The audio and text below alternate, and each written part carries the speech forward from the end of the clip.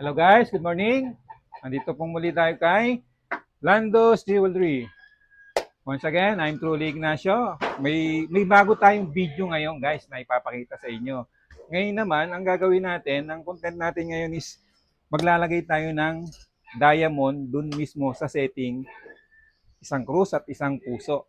At nandito ngayon si naglalagay nating magiting na naglalagay ng bato. Pakita natin guys. Ah, Ayan. So, tingin nga muna sa magiting nating tagalagay ng bato. Ito guys, ito.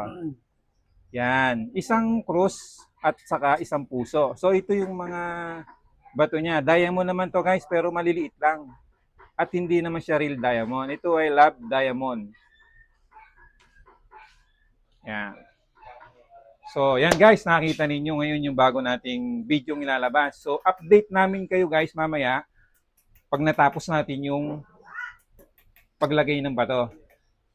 Ngayon guys, magpapasalamat kaming muli sa mga taong sumuporta at nanood sa mga video namin ginawa before na napanood ninyo muli itong video na to. Siguro, baka pwedeng maglambing sa inyo. Paki-share and like Truly Ignacio sa Facebook and YouTube channel is Truly Ignacio din.